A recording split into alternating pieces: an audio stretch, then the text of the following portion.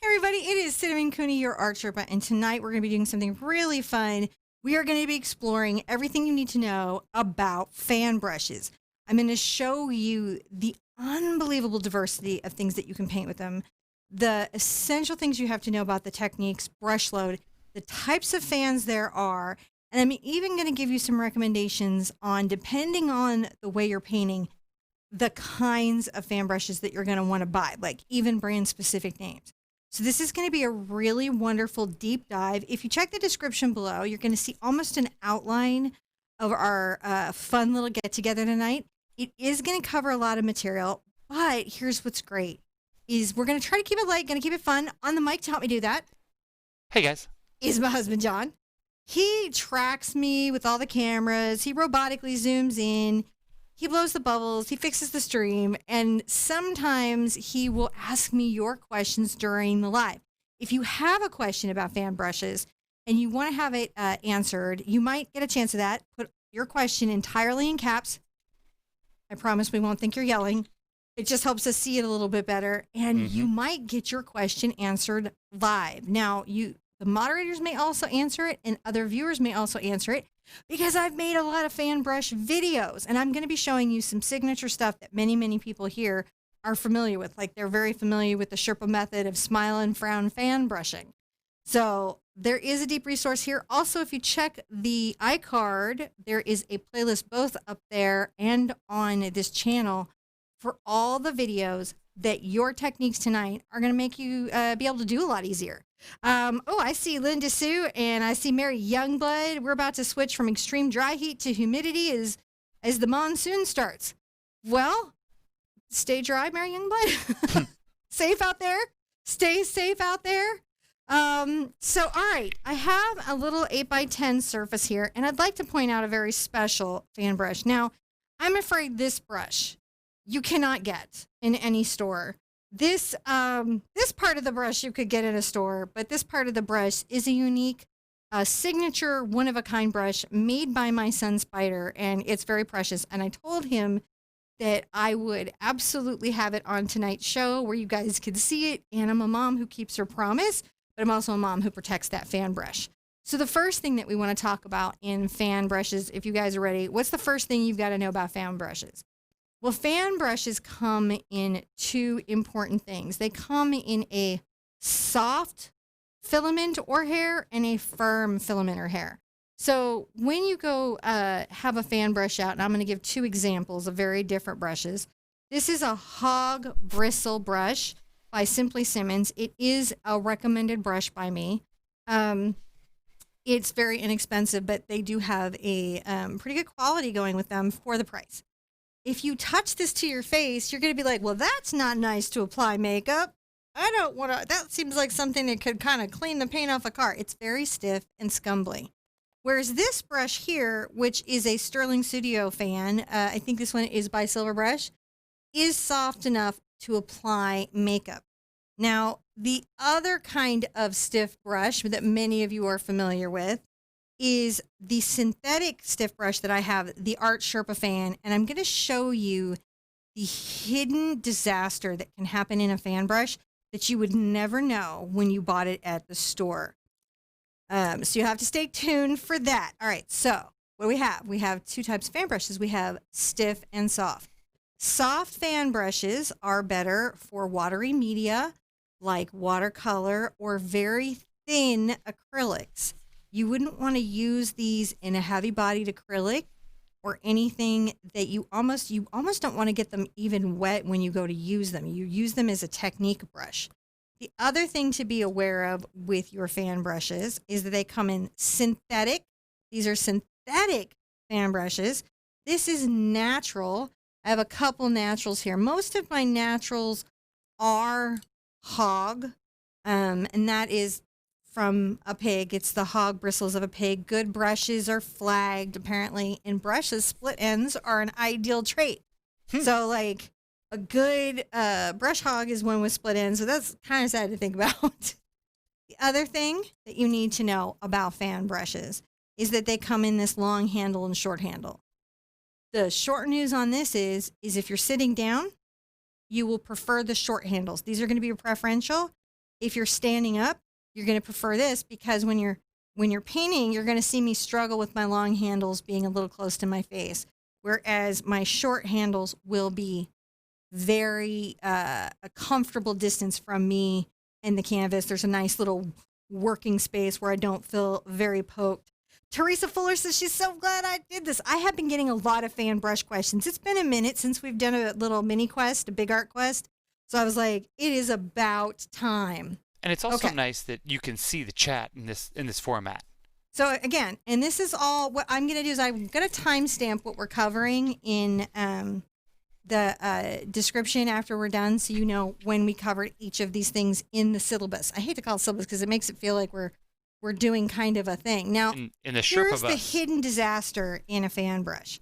So when you guys want to do a happy tree or a bunch of grass, you buy these brushes, but the minute you get it wet, see what's happening here? It starts to go into fingers.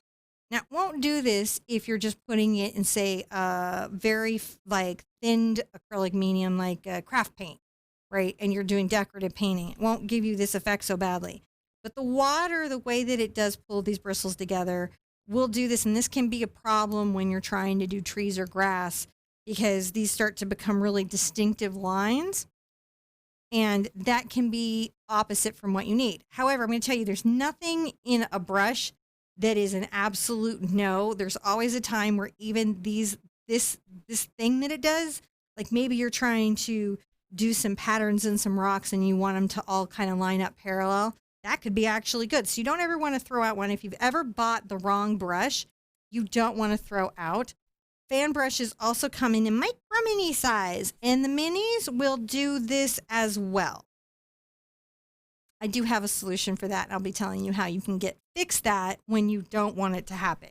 So, but that's something that you're going to want to be thinking about. The other type of fan that you can find is a technique fan. And this is like almost a combo between a grass comb. I don't know if you've ever seen a grass comb and a fan. These are typically used for doing, if you have to do a lot of hair or a lot of grass, and you need to do that work very quickly, and you're going to come back and randomize it and smooth it out in detail work, these two are the brushes that you look for at that, and we can look at these in a minute. Linda Sue says she brought a grass brush that is just like that, and Mary Young Buzz, I needed this, and Diana Angel, no school, no fingers, wake, yucky, yucky work. Yes, completely. Okay. The things to know about fan brushes is they are not for big applications of paint. When you're trying to apply a lot of paint, you tend to use brushes like this. And we're going to look at my fan brush to talk about why they're different. The reason fan brushes are not considered by artists to be a paint application brush, but in fact a technique brush, is because this brush does not hold reservoirs of paint in its belly. If you've never heard of this before, a brush has certain parts. It has a ferrule, it has a heel, it has a belly, and it has a toe. And a brush will hold its paint, the reservoir, that's how long you get to paint, up here in the belly. But as you can see, because this is squished, as you see here, it's not going to hold a lot of paint, which is why brushes like this that have thirsty, hungry bellies are considered application brushes. Doesn't mean that you don't apply paint with your fan brush. You do, but you tend to use these more for techniques. However, to make the techniques work, you might have noticed that you need a couple of tricks or loads and effects and to know some basic things about the brush. Otherwise, your happy tree can be a sad, sad, sad tree. Have you ever had a sad tree? I'm going to blow bubbles for the sad tree. Now, doesn't the happiness and the sadness of the tree have to do with the direction of the brush handle? Well, I'll tell you what. There is a smile and frown technique that I talk about in all my classes. It's kind of a Sherpa method of doing this, and it'll help you determine the arc and angle of your brushes. But what I mean by a sad tree is a tree that's more of a blob or an indistinct shape or doesn't at all look like the defined tree that you're trying to do, be it one of the many trees that fan brushes do really well. Hello, Patty Hoffman. And Katie Felger, I'm so glad you needed this. And Chantel Lauren, hello from Montreal, Canada. Thank you for this workshop. Thank you for showing up from Montreal, Canada. Okay. Lori says yes, blobby trees. Now, I have some basic paints out, and I'm going to put out just some colors that you might sort of expect so that you can see the techniques. I'll do a couple colors. I'm going to put out some phthalo blue, and I'll go ahead and put out some nice Hansa yellow. That'll make a nice green. And we'll throw some white in there, and that's so you can see a few, you can just easier see these loads and techniques as we go. This is heavy body paint. When you're painting with heavy body paint, you do need a stiff brush. You're going to need a hog bristle brush or a stiff synthetic filament. Now, the Art Sherpa filament is a little different than other brushes. Do you guys remember how bad the other brush was when it got wet? This brush is like this when it gets wet, and it won't get any more fingery than that. So you can really control this in your heavy body paint. For what? Oh. Turn it down. Yes. Turn it down. He says I got to turn it down. Kelly Beasley says she's a bit late to the party, trying to help her little brush clean up all her things in prep for Saturday. Oh my gosh. It is always fun. Get cleaning with the little brushes. We've been doing that going on. And Susan Campbell says she's terrible with trees. Not after this class. You're going to be a genius with trees. Because the fan brush will let you paint a couple of things, actually quite a few things in your paintings, much easier through their techniques. And so if you had been struggling with trees, you can switch these techniques out in other tutorials, in my tutorials, and get a better tree, even as you're learning those other techniques for trees. But let's talk about the first thing that you have to know about the fan brush. Let's mix up a little paint here and kind of make a bit of a green. Right? And what I'm doing is I'm loosely mixing so you can see what's happening. Now, when you're painting, if your handle is up, you're going to notice that the curve of the stroke is a smile. So if you're trying to do a tree with slightly upward branches, you're going to want to have a slight tilt upward to your stroke. When the handle is up, you're going to smile. When the handle is down, you're going to get a frown. You can see this here. So that's the first thing to know, is that there's an arc to the brush. Handle down gives you the frown. Handle up gives you the smile. The next thing you're going to want to really know about your brush is that it does lines. A lot of people forget that the brush does lines. So you can very easily, even in your stippling, which is your up and down stroke, create lines. So you have the curve of the brush to paint with that you can activate, and you can get both of those effects. Disappear. All right. The next thing that you're going to want to know is there's a couple concepts in fan brush painting. Let's load up with a little white and a little more yellow. And you'll hear this talked about a lot. Much of the fan brush is done with a stipple. This is a tapping up and down. See how I'm tapping the brush up and down? And I might switch so you can see different brush. I'm going to switch to a hog so you can see how a hog kind of does this as well. There's my stiff synthetic. I'm going to get a small, this is a small hog. This is the Silverstone number 2 fan, and we're going to stipple again. And this is going to give you even more of a stipple because look how the hog bristles are. They're a little fluffier. Synthetics like the Catalyst, like the Art Sherpa fan, are going to be very sharp, very controlled. A good hog will give you this effect right here, stippling. So even if you're doing your little tree, right, your happy little tree, and I'm going to make a little quick happy little tree. Oh, goodness, look where that tree came from. I don't know, so fast. Okay, so as you get your tree effect, that is about that stippling, up and down little motion.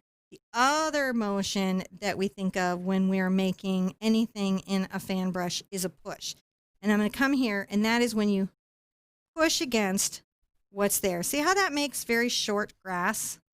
Mm-hmm. That makes short fir, short grass. It can give you nice distant landscape effects where you want just a bit of texture and you want a bit of an upward randomness, and you don't want to have really obvious structural lines. We have Leilani 40 says, greetings from Germany. I have problems painting waves and clouds. I want to say, I think it's really late right now in Germany. I don't have my world clock on me, but if you were up in the middle of the night to see this, oh my gosh, thank you. Okay, so there's the other thing that's really nice about fans, and I'm going to get kind of I'm going to put out 2 colors, and I'm going to get a softer fan to show this technique. The next thing that they do is they do a really nice job blending. So if I take some yellow here, and I take some blue, and I want to blend those together, right? A lot of artists really love a soft fan brush for this. And they will come in areas that are very, very stiff and just gently. See how that blended that out? Mm-hmm. So these are wonderful for soft effects. So a lot of artists, this is a Princeton. This came from Michaels. It is the Princeton number 4 short handle. It has a very nice velvety thing. Let's see this little guy wet up. It's doing the fingers. They do the fingers if they're soft. So when you're doing these for blending, you're going to want to have several of them, but these are not so expensive, so you can. The next thing that you want to think about with your fans is a curve in your strokes. The other important stroke that you've got to master. Let's get some blue here. I'm going to get some blue. You know what I forgot to put out, babe? Is fluid paint. You might need to grab my fluids from the little pouches of fluids from Abstract. Okay, I think I'm going to show you guys this real quick. Fan brushes specialize in also curved strokes. Can you guys see these curved strokes? See how that's almost like the braid of a hair? And you can do these on the line. So they do this very unique technique. And this is wonderful for hair, for strands. Actually, believe it or not, different like natural objects and grasses will be kind of wavy and curvy.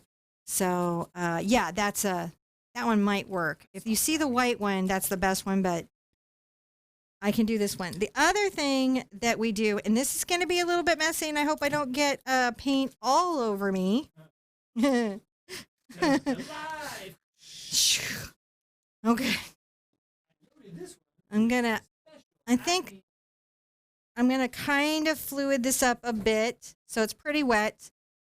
And I'm going to try to use something else because I don't want to get myself wet. I'll use my finger. You guys ready? Fans also splatter.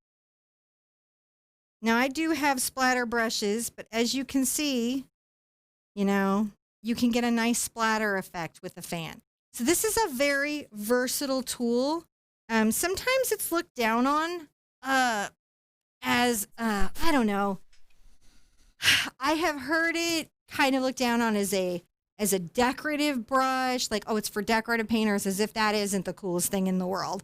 I never get that because decorative painters can be very high level of fine artists. I have seen some works put together where my mind was exploded with the design and technique and form and color theory that's in that work. But these are used in techniques, and sometimes technique brushes, aren't necessarily looked on as the amazing tools that they are. Angie says, yes, they splatter great. Lord Kavanaugh's like, nice. And Michelle Childress says, that would have been good for the Phoenix in April. This would have been amazing for the Phoenix in April for those arabesque and calligraphy strokes.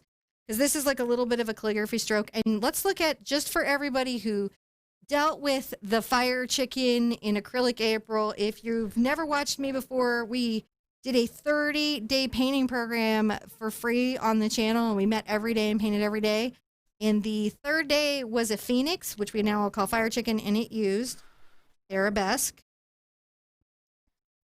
and calligraphy strokes. You did consider doing a fan brush on that one. I did, but I didn't want everybody to have to run out and get one. What size fan brush is the most versatile? Sarah Stewart, you break my heart asking that question. Just breaks my heart. And here's why I'm going to tell you why. None of the brush companies agree about a size. This is a number 4, and this is a number 4, and this is a number 2, and this is a number 6. And these are clearly not sequential. And even within a company between a long handle and a short handle, I think I have a long handle and a short handle from similar company, same company. Let me ask a different This is question. a 4 and this is a 2. Where is my short handle from them? I know I've got one. Here, I'll do this one. Here's a 1. Let me ask Again, you. these just won't make any sense, do they? So, what I would say is I just want to just real quick get her question answered. Yeah. The most versatile size is really about the size of your canvas.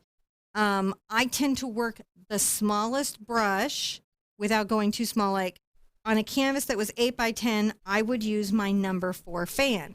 If my canvas was 11 by 14, I would upsize, and I'm going to use my hand so you can see that. Or maybe what I'm going to do is use a ruler. There we go. That's what I was going to say. Is if you could put a ruler out so we could take those.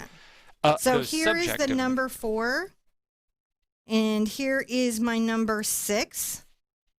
Let me zoom in. See that over goes there. over, and here is another company's number 6, which you can see is much bigger, right? So this one I would start to use on larger canvases, but you've really got to be able to control the brush. And I wish I could just say, in my line, if you're painting smaller canvases, definitely get the number 4. If you're painting 11 by 14, I would get the number 6. It's nice to have a couple sizes. Like I even always keep one of my all-time favorites. This is my Silver Ultra Mini 20/0 fan brush. I think this thing is fantastic. I can't imagine living my life without it. So I wish I could tell you that there was some sort of sensible thinking in the brush world about brush sizes, but there just isn't in anybody's line in any way. Did you see the sticker that Dana sent? I did not see the sticker that It was- Dana sent. yeah, Dana Fuqua.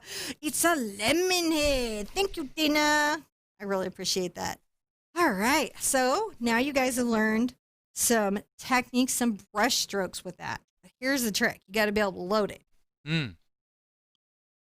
Loading your fan can be a bit tricky.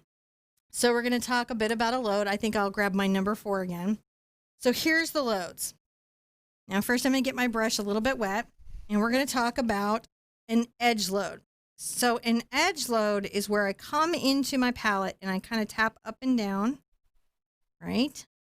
And just the edge or the toe of the fan. And as you can see, that gives me a very splattered, randomized technique there, doesn't it?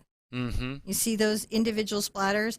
This is really good for water, for bark, for rocks, for sand, for even like certain atmosphere techniques. So that's a edge load. That's where just the edge, tip, tip, tip, tip, tip, tip, tip, gets a little bit of paint. The next load that you're going to want to do is a full load. And a full load is pull out from the paint color that you're using. All right, I'm going to just pull out. So I've got a nice pull. Pull out, and then you flip. See that? Mm-hmm. That is a full load.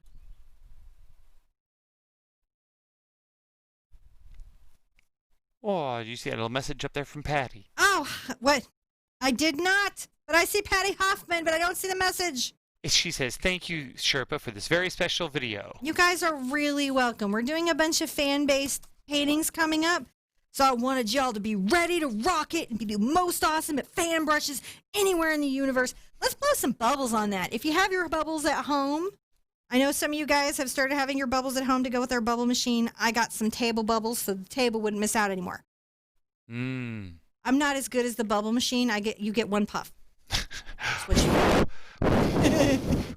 I make bubble wind. Ethereal Ether says cool. And I have to say, your name is cool. Your name is super cool. Jay Solana says, hi, everyone. Hi, Jay. How you doing? And Renee Tassam says, thanks, Blue. So she's getting some help out there. And Amin Nasir says, happy birthday. Thank you very much. I had a lovely birthday. Annette Locke says, is it better to use fluid paints with fan brushes? Not necessarily. It is better to use fluid paints with soft fan brushes. It is better to use heavy-bodied paints with stiff fan brushes. So really think about the body of your paint. Is it kind of soft and squishy like this, or is it like stiff like a heavy-bodied acrylic like Golden? So it's about that. and really matching up the correct fan brush to the correct media changes a lot of your fan brush experience. I can't tell you how many times I've sat down with somebody who said, I wanted to like fan brushes, but I hated them. And then what we found out is they were using the wrong brush to the wrong media with the wrong load and the wrong technique. You correct those things, and they can paint all the trees, all the grass, all the fur, all the things, waterfalls, water splatters, waves, clouds, everything. Just on and on and on. It's just about finding that just right Goldilocks zone between your materials and your tools, because you're always looking for your Goldilocks zone. All right, now we did full.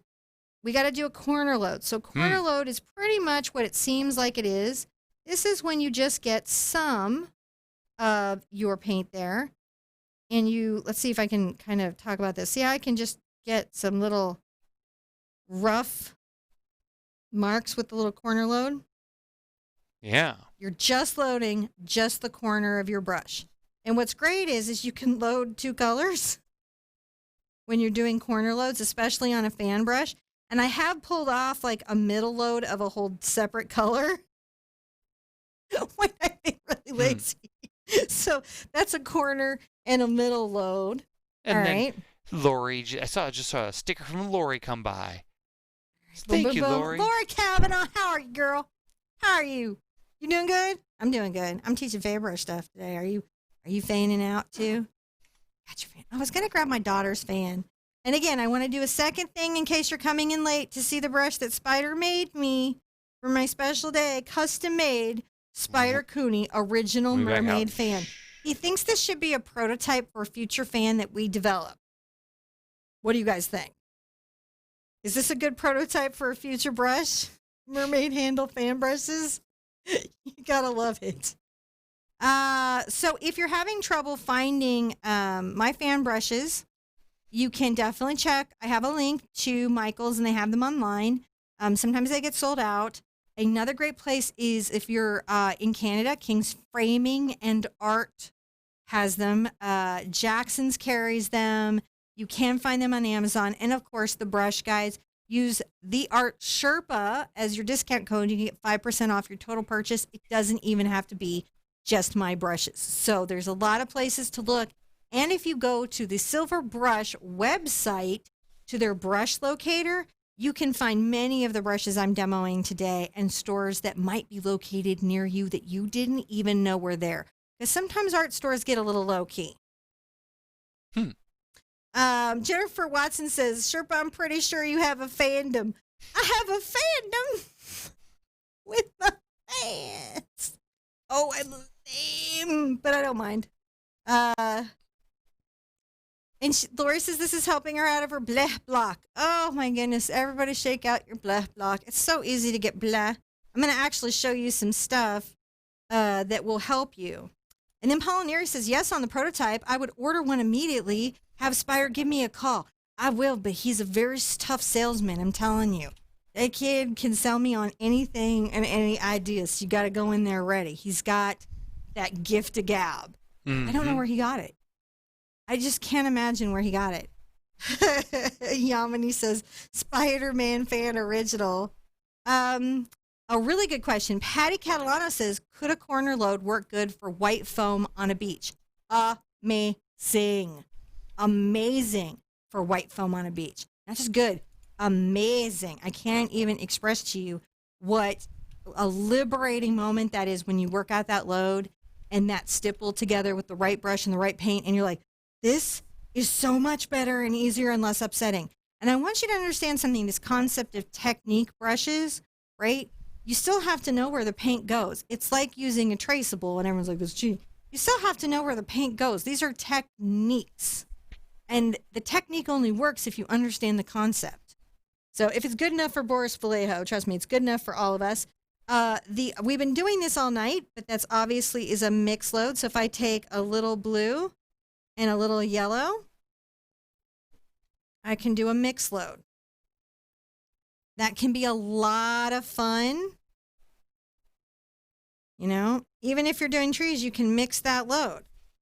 And look, you can kind of get more green on one side, even in that one moment. Like, I don't even need a highlight there. And Herbert says, thumbs up, everyone. Show Cinnamon some love. I really appreciate that. And then thank you, Little Brush, Ariana, for your support. Did I miss Ariana?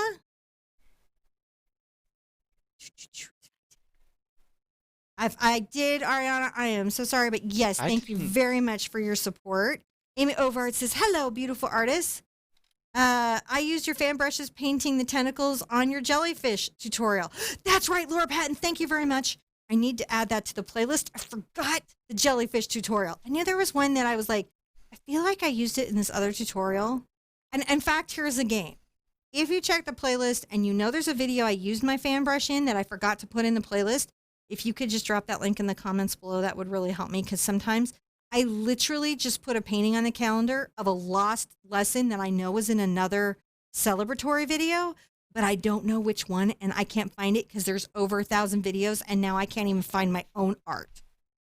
Just reconciling that today. All right. So there's that. And the last load that you would do with a fan brush is a very wet load.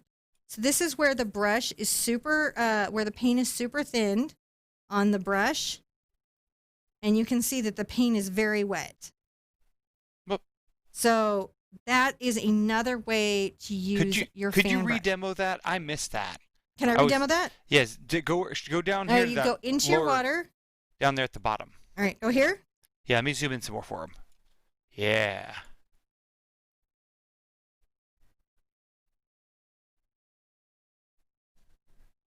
Now, this used to be like, crazy, so crazy. And you do that if you're wondering why would I ever do that?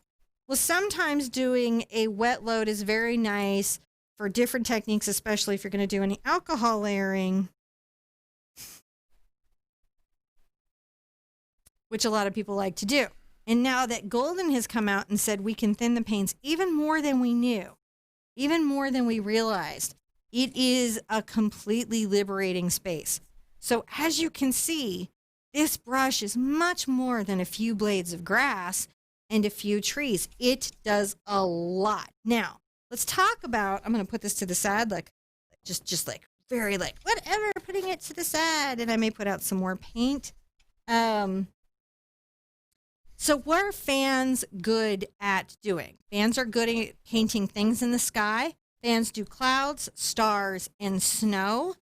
And fans are good that are things that are water. They do waves and foam. They do waterfalls. They do reflections, and they do snow on the ground. Fans and snow. You're going to hear a lot about snow. They're good at stuff that grows. They do trees and grass and bushes. They do tulips and spike flowers. There's just a lot of bushes and scenery and different shapes of bushes and weeping trees and poplar trees and palm trees. They're really good at hair and fur.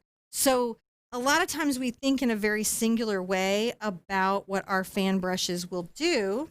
I'm going to kind of put this out and we'll see. I'm going to show you at least a few things, right? Let's get our little blendy brush out so I can do a lot of work real fast. Was that alcohol you were just using? That was rubbing alcohol from the grocery store, the kind that we can't get because of COVID-19. But I did not hoard. I had a bunch in the studio before. I have a lot in the studio before. So let's just talk about that first one I mentioned, right? Clouds. Fan brushes do clouds. So I've got a nice blue field here. I'm probably going to need more water in a second, babe.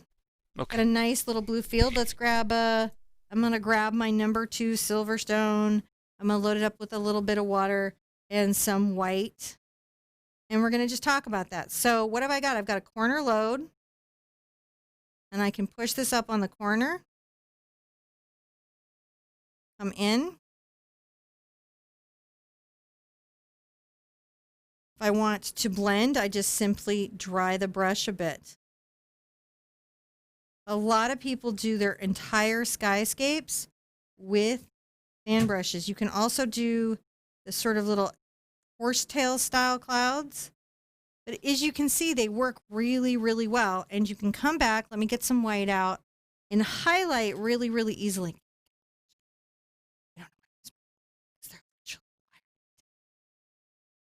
right? So if I want to come back and I'll get my number 4 and come up on top, I can come in with a nice little load here. You need a little water, you tip in your water, and then you can just come right over the top. And I'm loading this through the whole body, but I'm doing almost a corner like lift off where I need to randomize it. So if you can see, that does that really well. And then, as I mentioned earlier, they blend, don't they? So if I were to come in, say, with this small brush right here, and I wanted to make this cloud a little softer into the sky, I could easily do that with my fan brush. I don't have to work at that so hard. So that is one. If I wanted this brush to show that it was like maybe snowing, I can thin the paint. And this will do stars, right? Things in the sky. And if you want snow, you do thicker paint. So you've got that splatter. Thank you. My water is so dirty. When you're painting, change your water often. That's the number one thing you can do to improve your outcome or results, is changing that. Another fun thing that I can do underneath the cloud is I can take my fan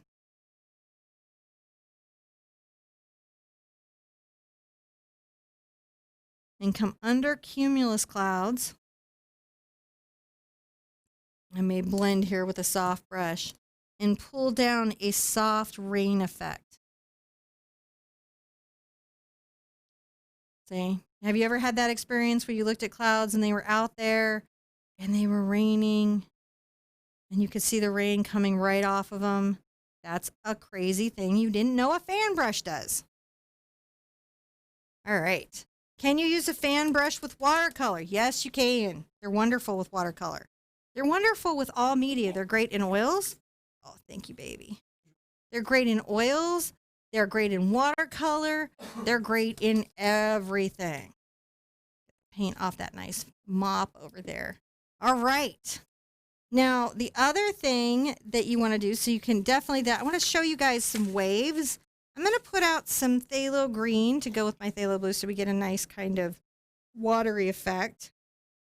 And I'll paint a little water, and then I'm going to show you how you can really easily do a wave with a fan, right? Because you can do a wave. And I'll even be so cheeky as, I know we say they're not for paint application, but I'm going to apply the paint with my fan brush. I'm going to take my green and my blue together, make some nice water effect. Let's go back and forth and put down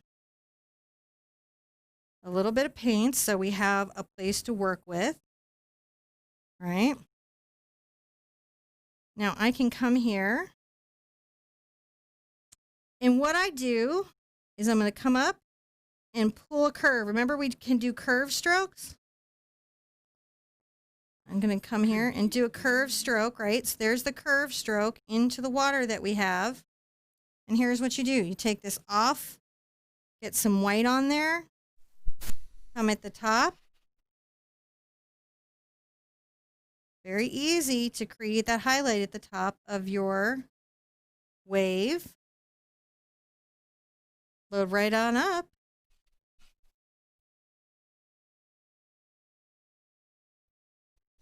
You come right on the top of it. Do that corner load like we were talking about.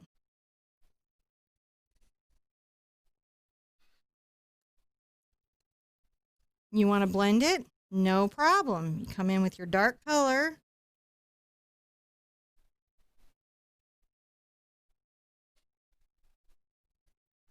Now, Martha was asking. And you can even do low waves really easy. There's no way really to correct a fingering fan brush once it's fingered, huh? No, you've got to dry it out, but it doesn't take that long. I don't know if it's showing up with enough value difference on camera. What do you mean? It's got value difference to my eye here. Oh, we but can see a value sometimes it difference. doesn't necessarily have See, that value difference. That light tone and the dark tone. There's a lot of shininess there. Yeah, that's what it is. There's a lot of shiny. There's a lot of shiny still there. But you can definitely see the tonal difference. But you can very easily catch those things when you're trying to paint, your ocean stuff. You can catch the light.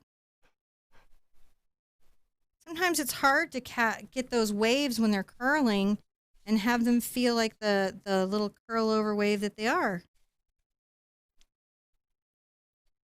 Like But with the fan brush, you don't really struggle with that so much. So just knowing that that curve is there for you. What is a fingering fan brush? A fingering fan brush is, so when a fan brush is dry, it's like this, but sometimes when you get them wet, they do this. It's the fingers. So that's why it's really important to get the right brush for the right media. Because once you add water to the brush, it's going to do that fingering. If you don't want that, you're going to want to definitely use like a craft paint or use an extra stiff brush like my Art Sherpa, a Catalyst, a Simply Simmons extra firm, or a Simply Simmons bristle. Barbara M says she's buying more fan brushes. I think that is a good idea, Barbara. I got to put out some more white. That's going to be what I'm going through now all the time. Mm-hmm. Through the white, And the other thing, and remember we talked about that push, right? So say you're coming in and you want to show some push in the water. You guys see the push? I see it. I'm going to zoom in. The water push. That's hard to get sometimes. Sometimes that's really difficult. Oops, where are you going? I'm just kind of defining my little cloud here, as you do. Rains into the next cloud. Just easy to make those little strokes, little curved little strokes. All right. We're all familiar with the pine tree, but I'm going to show you a couple techniques you have to know to get a pine tree. And I'm going to do this in a very extreme way, okay? I'm going to use black and green. Now, normally I wouldn't use black and green, but when you're doing a pine tree, you need to start with a very dark value. And the trick is to come up. I like to stipple up and down. That's that first stroke that we were learning, that stipple, right? And you come up, and what do? I rock to the corner. Put out some. I thinned it, which I didn't want to do. There we go. Load up some nice thick paint. So, you come up to that corner. And then I'm going to continue on the corner. And if I'm going to want the branches to be up or level, I'm going to have that slightly upward casting to my brush. I'm going to want to make sure that some of my branches are long and some of them are short, because pine trees, they have personality and you don't want to take all that personality away. I'm stippling up and down. There's a slight curve.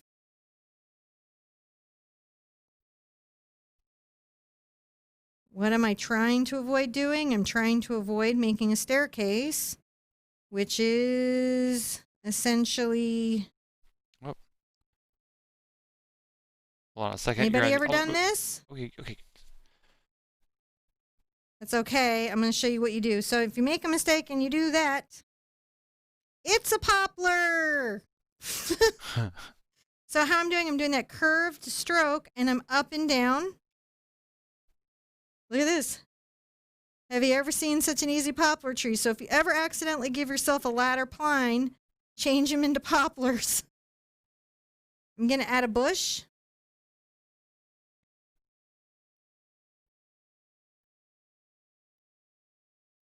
Dark colors first, right? And over here, let's add some grass. When I do grass, I actually like to do a couple of things. So, of course, there's the just on the toe of the brush going up. But be sure to curve that stroke. Have you ever seen grass go in so easy? So now our pine tree is nice and settled in some grass. Aren't poplars the most famous French trees everyone paints? I think those are junipers. This could also do a juniper. Poplars are a little more branchy. Now, if I want to finish this, my trick will be to get my green paint, and I'll put some over by my yellow because I want quite a bright color. Don't think I'm going to need to dry it. I might need to dry it. It's sometimes nice if there's a little bit of a blend. I'm going to get a lot of yellow on here. I want a bright green. white to show it. And I'm going to come back in and I'm going to come in and add a highlight on the corner. See how I rocked my handle forward? Oh, your hand's kind of in the way there. But It is the contrast of the two values that helps build the tree. Yes, you can get much more complicated than this. could you... But at its fundamental core, it is the contrast of the two values that creates your tree. Could you do that same technique but tilt up the surface so we could see that a little bit? Yes, I have to do it over here on the poplar anyways. That's okay. You just get ready. I'm gonna zoom in on it. All right. So I'm going to come here. My handle's slightly facing up. Perfect. I can see it that. So in painting, we're painting lights and darks. And it's very important that we have that contrast if we want objects to take form. So when you're trying to show something, you're going to want to start with a dark color. Be sure to come through the middle of something to diffuse its edge. Let's make some bushes. I'm going to come to the top of the bushes.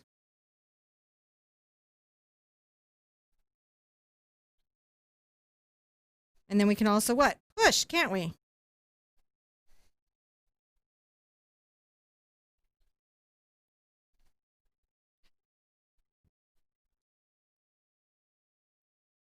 As another way to make diffused landscape. Where can I buy the Art Sherpa brushes in Canada? Well, the easiest place that I know where I know the people there is I know Lise King over at King's Framing and Art, and you can get the brushes from her. She's pretty stocked up on all the things. And if you haven't hooked yourself up with them, you should. See how I'm making the grass now? Mm-hmm.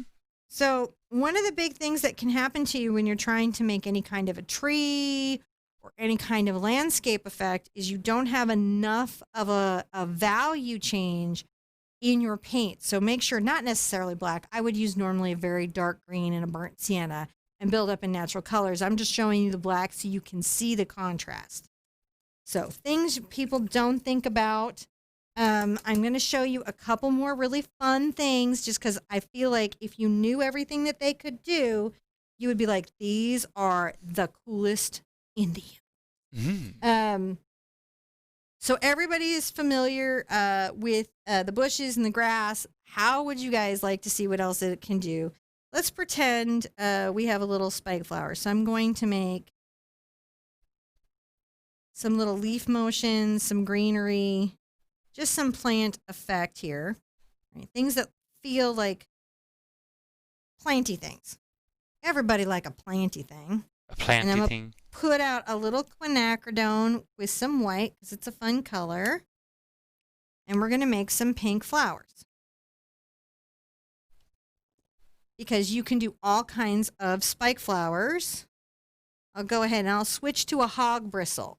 Because remember, you can find hog bristles a lot of times even when you can't find a catalyst or the specialty. I'm looking for that one. Oh, there it is, the Silverstone. I love this one. It's one of my favorites. So here's my little, this is a hog bristle. I'm going to load up with lots of pink and a little bit of white. So that's a mixed load. And I want to make some nice spike flowers. Spike flowers are exactly what they sound like. They're little flowers that have spikes. They're little shapes. And so if you had to make some distant little spike flowers or some cute little ones, you know, in a vase. These do poppies. They do tulips. A little more.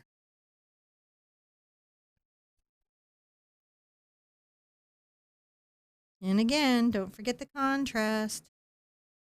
So you can get some very easy little flowers out of them when you need to. And, you know, the other thing that you can do is, do you guys like wisteria? I like wisteria. Oh, hold on. Wait. Shh. You got sneaky Or before I weeping could willow see. trees? How do you get it to be tinier and more delicate? Well, you've got to rock that to the corner. But you can create all kinds of downward dropping plants real easy. And then you can easily get some leaves and stuff going in there. Right? Mm-hmm. Just go, oh my gosh, like that's just a little bit of downward flowers and leaves that might be on a wall somewhere. So that's a really fun one. And then I want to talk a little bit about fur, and I'll put out some brown,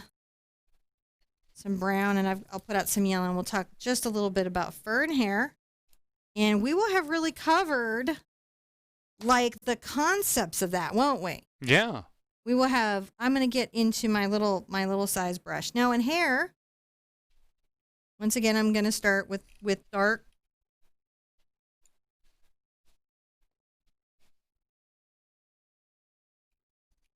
All right. It already kind of looks like hair, doesn't it? Mm-hmm. Not too bad. Could also be grass. Could be a lot of things. Get right into your brown.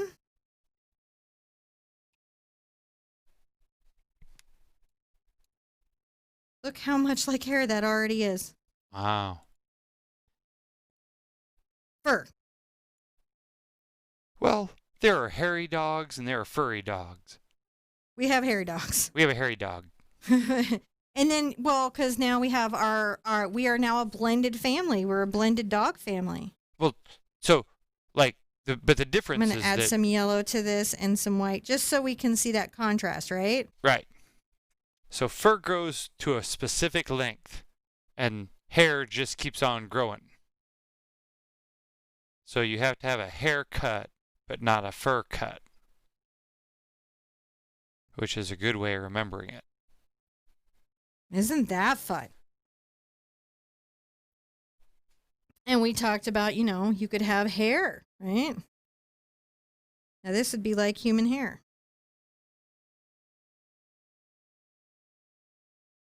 Could it be horsey hair? It could be horsey hair. It could be human hair.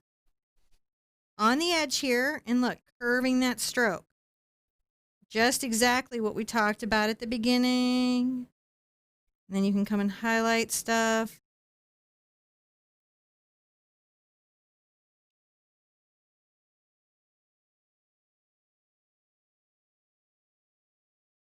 Oh, someone just said, I think it was Daphne.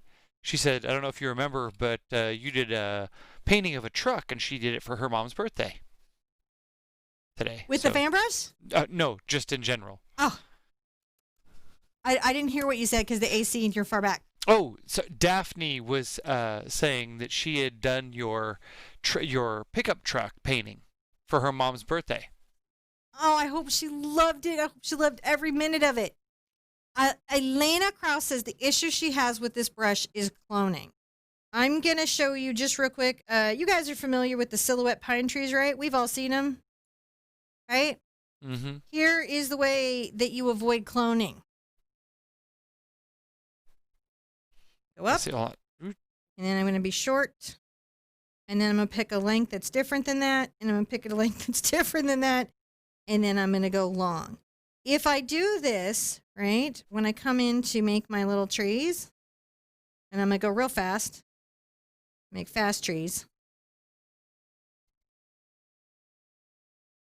The very act of setting this up different lengths ahead of time will avoid it. And I also try to really change up my direction even inside the tree.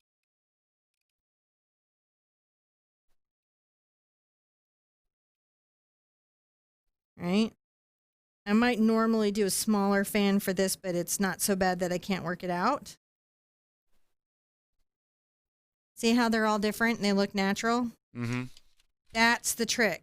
If you're doing fur, what you're going to want to do is just sit there, and if you start to see a pattern, come in and do something to break it. That's especially with fur, unless you're painting something. I think John missed me over here. Sorry. It was chat managing. Sorry. We had a chat runaway thing that I think someone was mobile and their chat just went, it just Spam the Daphne, chat. It was just, it happened to everybody. Don't worry, girl. Yeah, it happens. It's just one of those mobile things. Went. Do we know what Daphne was asking before the mobile went crazy? Oh, she was just commenting that she had painted your painting for her mom for her birthday. Oh, okay. And it was her pickup truck painting, and I think she was really excited, but I think that her she just got stuck scenting the same thing over and over. It happens, and it auto times you out. It's not us. Don't feel like we're mad. We're not. It'll reset in a few minutes. It will, yeah. 300 seconds will go by in 2 seconds. I have been timed out on my own show. When I was chatting. You see how we can kind of randomize that? Now we have the silhouette pines. Is not particularly hard to do. One could say all of YouTube says you talk too much. What? I talk too much? We have the air conditioner on between us, so it's making too much noise. Amy, is Twix still willing to snuggle with me? Well, I mean, Twix is a very snuggly dog, but she just had her summer cut, so she looks a little rough. She's not her fluffy self. She's her sleek self. She's ready for speed. Alejandra says, I love the bracelet. This is on private collection from Linda Cooney. Okay, so did you guys see that? That is a really fun one. That's good. Yeah. All right, you can do stars. We've done Aurora Borealis. We've done that. I also want to say that I really like hog as well. They do this other type of tree, and I'll do it with a blue, and I'll make kind of like a fantasy color here of a tree that isn't really a pine exactly, but just sort of a distant. Isn't that wonderful? I love these.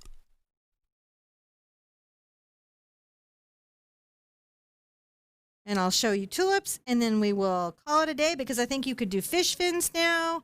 I think you can do waves now. I think you can do all different kinds of faraway foliage now. Notice that I'm just breaking this up. I think you can handle a lot of what you can do really easy. You can do grass. The trick with grass is either coming, this is a hog grass, coming on the curve on the edge and swinging it out, you know, bringing it up. Pretty easy to get it, isn't it? And you know, you want to layer.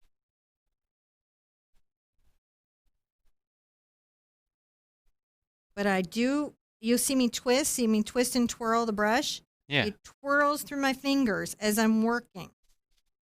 It twirls. Now, you don't always catch that in a tutorial when it's happening, because it happens fast. The twists and turns. It knows the way. It twists and turns. Some of you just had a song pop into your head, not know who you are. Aw, Little Raven is off to play in the rain. And Susan Campbell says she cannot wait for her new brush to get here. Can please show us how to make poppies? Here we go. Let's put out some red and put out some magenta. Were you putting the red on? Or maybe some naphtha red. Oh, I see. Hold on a second. It's under my head. I'll fix it. Okay, that one's going to be like that. Fine. I'm going to get a different red. I'll get my magenta out if I can find it. There it is. And sometimes magenta will let us get a little dark red going. So when I want to make poppies, and these are not small poppies. These are big, nice, abstract poppies, right? Where are you going to do them at? Think about a poppy. Poppy is a bowl shape. Hold on. Where you pop? Oh, there you go. Okay. Got it.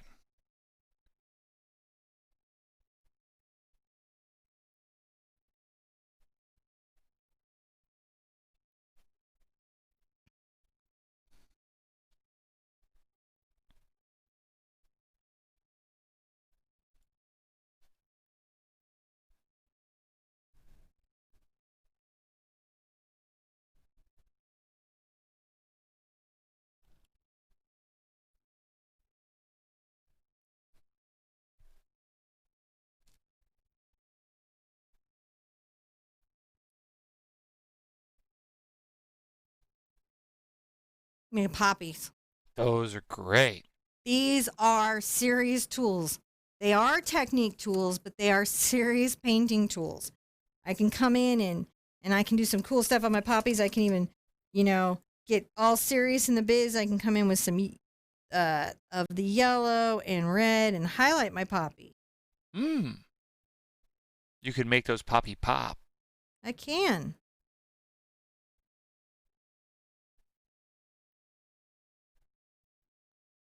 I could probably do a big, giant poppy painting in about 10 minutes with this. Nice abstract one. You know, you get really good at that. You go down to the Oh local my gosh. craft Well, market. let's just why don't we, right? So let's come in and add some green, so that has that feeling, and then watch this. You ready? I think I have enough clean water here.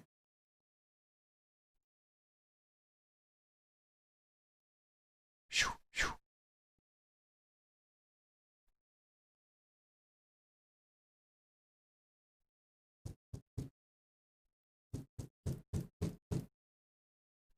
There we go. You got You can pull that away from my Yeah. Shoo. zoom out or something. They can see it. Can you zoom out? There. Or move my palette or something. There. So see, we have a nice little lovely poppy abstract with drips or splatters. Didn't take long. That looks good. It all works. Wow. Fantastic. Whoop, you keep going right over there. You're just going. All right. Because we can do it, can't we? You can. We can do it, Sherpa. I just got to keep adjusting your palette. You just curve it. You don't got to worry about it. You can layer. You can anything. As you need to. Push up. Distant flowers, far away.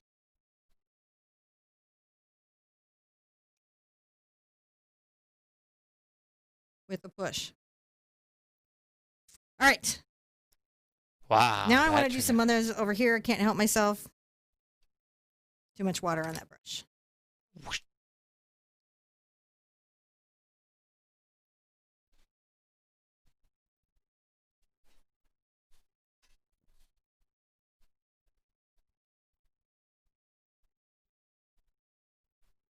Using that push technique, aren't I? Mm-hmm. Looks like a little random little flower field.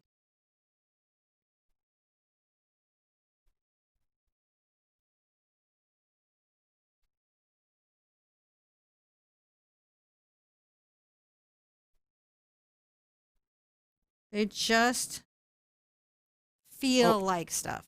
I feel like, hold on, I was in the wrong window on that. Hold on a second. What? Let me move over here. You moved. Whoosh. Okay, so we went over the types of brushes, the types of fan brushes you needed to know about. We went over the techniques you need to know, the brush loads that you need to know, the things that you can paint, and then finally, I'm going to give you some recommendations. So, I know it seems like I'm tooting my own horn, but I do highly recommend the Art Sherpa fan brush. And the reason that I recommend it is that it has the Sherpa white filament in it, which is extra stiff, extra resilient, right? Mm-hmm. It'll get you through. It's going to work with heavy body paint. I love my hand right here. It's going to work with heavy body paint. It's going to work with any of your media really, really well. It comes in 2 sizes. I also very much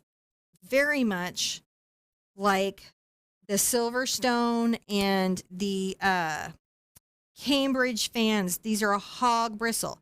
This one is pure hog and will soften a little bit as it gets wet. This one is a mix of synthetic and hog bristles. So synthetic filaments and hog. This is a 2, this is a 4. Either size is fine. Just something in this range. You can kind of tell from my hand. You can get all of these. These are all Silver Brush limited products. That said, I don't have one here, but I do recommend the Catalyst fan from Princeton. It is very stiff and very resilient and good for heavy body paint. Now, before you go, there was a request for you. Before you go, you could finish up what you were going to say over there. Okay. The other brush I would recommend, if you can, to get into your little art box is one of these mini fans. I love a mini fan. A mini fan is so much fun. It does little mini things. It gives you control in little spaces. Look at that. See how it does? Yeah. It's just a wonderful little fan, and it will handle a lot of work, and it gives you a lot of the best techniques that you could possibly want with anything that you're using. So that's the Ultra Mini, also a silver brush product. So the Catalyst Princeton, and then 2 brushes from Simply Simmons. This is the Hog one. I got this at Michael's. It is there. Okay. So they have them. They're over on the oil side. I might be inclined of the sizes I saw to get a 4, because their 4 is almost like the size of my 6. So it's a slightly bigger one. I would get a 4, a 6, a 4, and a 2. These are wonderful. If you can run into them, if you see them, definitely get the extra firm filament from Simply Simmons. I do believe the brush guys have some. If you're sitting down, this is the Artist Loft Hog Bristle. Was very economic. It was a good price, short-handled. If you're sitting down, you're going to want a short-handled brush. If you're standing up, it's nice to have a long handle. And if you're really, really stuck, you can take a round brush like this and temporarily tape it to get the technique. If you need it for just a single technique and you don't have a fan on hand, I have done that more than once. What is my request? Could you, before you go, show the weeping willow technique? Yes. I need another canvas and I will paint them a weeping willow. Is there I'm out of canvases. Let me go see if I can find one. There's one right there I could sacrifice, or I don't have any paper. Sacrifice this one. I sacrifice this. So say we have a weeping willow. Do do do do. It's so nice to have a weeping willow. I'm going to give myself just a bit of a kind of trunk to work from. Because, your tree has to come from somewhere, right? And you want to make sure that your tree feels like it's grounded in reality. Bring a little branch out.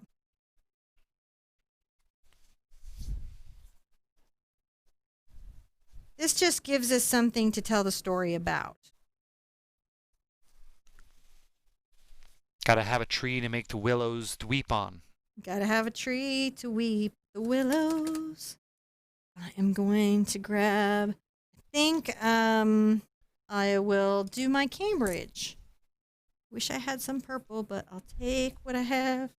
I tell you what, talking to an arborist is like a totally eye-opening thing. It's a magical experience. That's a magical experience, right? It's like they just like talking about the tree. They just know so much.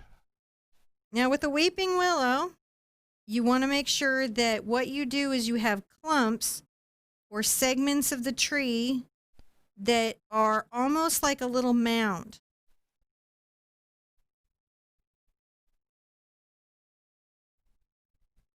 Really does these very fast, so you can just hang in for a second and it'll be there quicker than you imagine. You can do it. You can do it. So I'm going to make a big structure clump right here. This is going to be my dark value. Remember we talked about starting with the dark value? I do. So we'll start with the pink as our dark value. Come over here, and then I'm going to come over here. Notice what am I doing? I'm curving, right? My handle's straight up. It's a stippling stroke.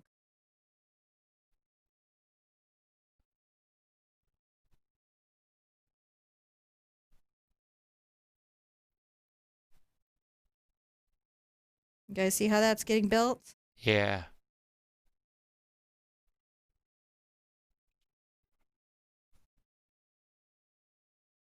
Never hurts to just really get into these because they lend themselves to it. You're catching its overall form. You want tall branches, short branches. As soon as you have that in, I'm going to come in and I'll just... Which brush are you use a little using? yellow and white, I think, to highlight it. And you're going to want to capture its highlights. All right, so you're going to want a lighter thing. I'm going to not really rinse out the brush, but wipe it off. Yes, babe? I am using a number 6 Cambridge bristle fan. So the reason I'm switching of fans to even in this demo is I'm trying to say, hey, I do have a fan brush, but nobody's pretending it's the only one in the world. Just trying to make a much lighter little color here.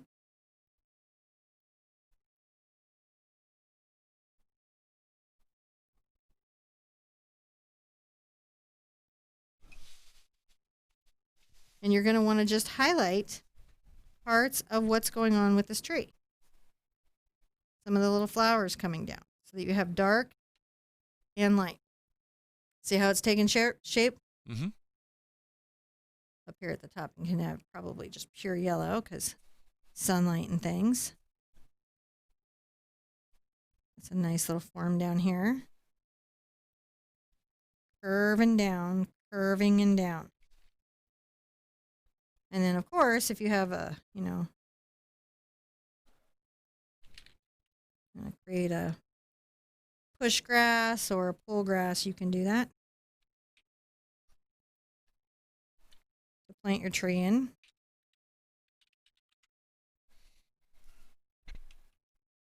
Curving.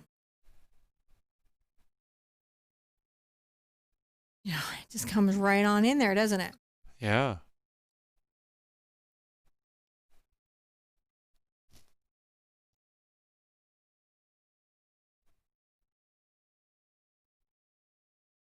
You can always come back with darker values, and that's what you're going to want to do. You want your highlights at the top of the mounds, and you're going to want your shadows underneath, and it's a stippling up and down with irregular length. That's pretty good. We have a painting coming up with this technique. A little slower, a little more considered, but you get the basic gist. Catch up with the chat. Michelle Childress says this would be lovely in a Japanese garden, and Renee says it reminds me of the galaxy tree. Very similar to the galaxy tree. I feel like we should give it some highlights, though, because it's like, let's give the tree some personality, right? Feels like a shame it's just...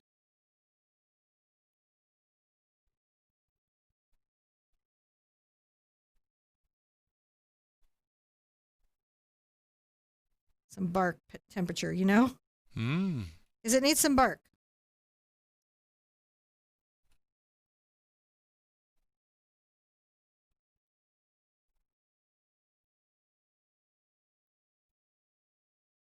There we go.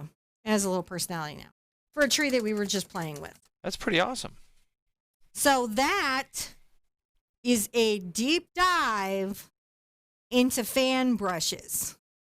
So if you've been wondering about fan brushes, wondering what you should do, what you should get, what you should buy, what you can buy safely, you've got recommendations now. You know that you need short handle if you're sitting. You might like long handle if you're standing. You need stiff, bristles or filaments for heavy body paint. And you can use the soft ones, the ones that feel like makeup, for blending, for watercolor, for craft paint. There is no fan that isn't useful to have in your, even if you buy one and you're like, oh, it's not doing, what I bought it for. Well, play with it for 15 minutes, please. Just sit down with paint and see what it will do. Do all those strokes and techniques I showed you. And you're going to notice that it's going to start to lend itself to particular, things that you're like, oh, that's going to make great sea foam, or like that is just going to be the best sea sand ever, or bark. I've been looking for that for bark. So, oh yeah, it does wood.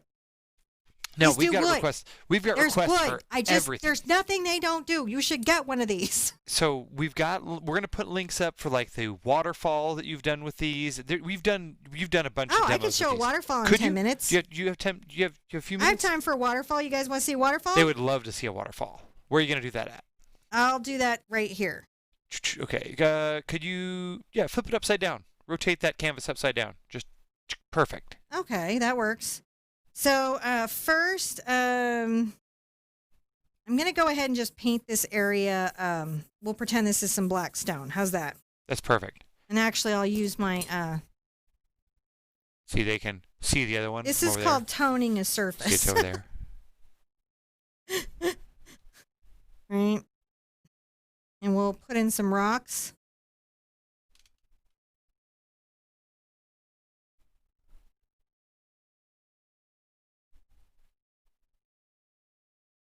You definitely always want to put in rocks, right? Uh-huh. His rocks are lovely. Let's add some green to our rocks. Say, oh, well, you got some green.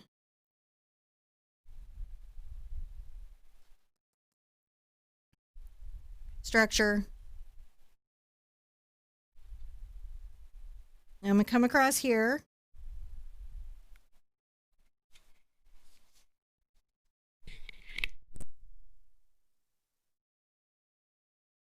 This does reflection. Remember we said it does water things? And this is just sketching to show you the technique, because what's going to happen is you're going to suddenly see it. All right. I'm going to put out some white paint. Yeah. So you get the general sense that we have some rocks, some water falling, and some water underneath. I'm going to grab my number 4. I'm going to edge load it, right? But on both sides with just white.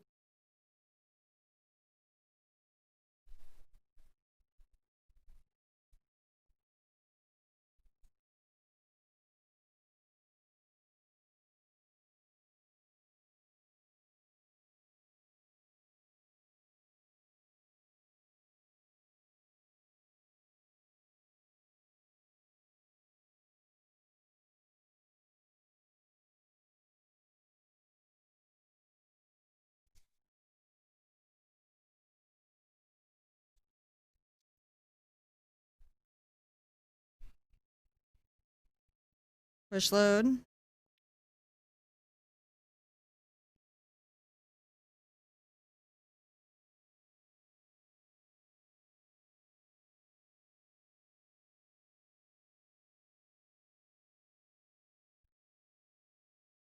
The issue is my handle is long.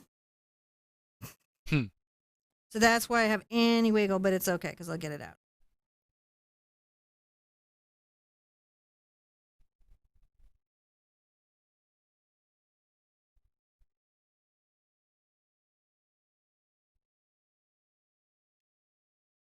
So you've got a reflection. The size Silverstone that I had was a 2. Long-handled 2. Cambridge was a long-handled 4. Always check the length of the handles, because even with this company, when you change handle size, you change brushes entirely. Like it's a whole new brush size. So something that would be very big in the long handle is a much smaller brush in the short handle. So when you're changing between handle sizes, make sure you're seeing those in person. It's important until you're really familiar with the company and you can, Yep. handle And that. can I say before we go, thank you to all our patrons and supporters and Sherpettes and Sherpanistas and Sherpazoids and everybody who's joining us in these events, because I just love having everybody to chat with, and the support's so wonderful, and just thank you guys. And I want to say that I really appreciate your time exactly the same way that John did, but also I would love it if you would just practice these techniques. They don't have to be neat. They don't have to be perfect. Just get some scratch canvas out, get some scratch paper out, play with your fan brush, see how many things that you can make with it, just kind of on your own generally so you can get strong in it. Do some arabesque strokes, do some calligraphy, do some waterfalls, do rocks, do trees, do all the flowers, do all the things. And share it with me. I'd love to see what you're doing. Tomorrow night's class, we're going to be getting our fan brushes out to do waterfalls and to do trees. So that's going to be really good. And we're even going to use some fan work in the very serious 3-hoop painting on Saturday. And then the following Friday night, we're bringing the lost painting out of retirement. I don't know where it is. There's a lost tutorial.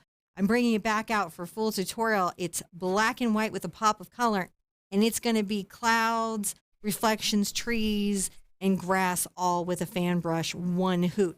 So these techniques are going to be turning into paintings for you.